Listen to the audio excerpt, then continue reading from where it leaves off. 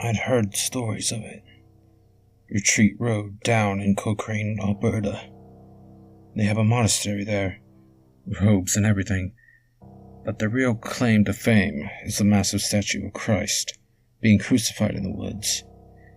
I've been there a few times. Walked up the path with all the smaller statues beside the path. There was a baby, a group of people reaching towards Jesus, all those things. Finally culminating in this 20-foot tall cross with Jesus hanging from it. What gets a lot of people, though, is that Jesus is weeping on the cross. Nobody can seem to figure out why. Weeping is not the action of a Lord and Savior. Never. Unthinkable. I've been a few times during the day. It's an interesting walk, even for the atheists like myself. It is still awe-inspiring. I happen to notice lights beneath all the statues. I asked around, and they do light the path up at night. I asked if I could come back then, but they told me the path would be closed. No one would tell me why. Not want to follow rules, I returned that night and made my way over to the fence and onto the path. As I walked along the winding road to the large statue, I passed the smaller statues.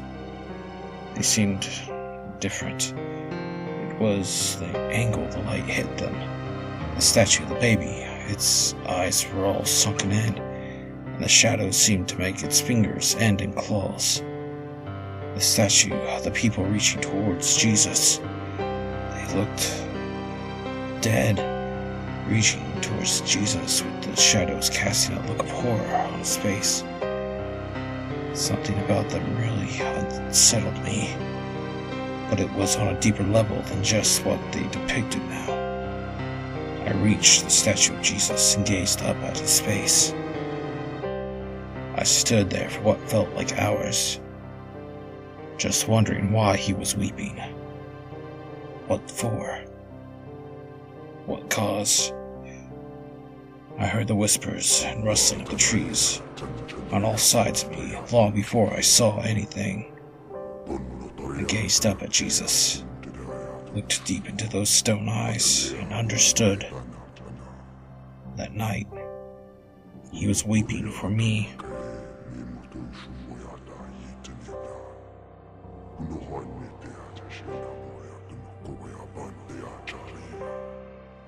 Another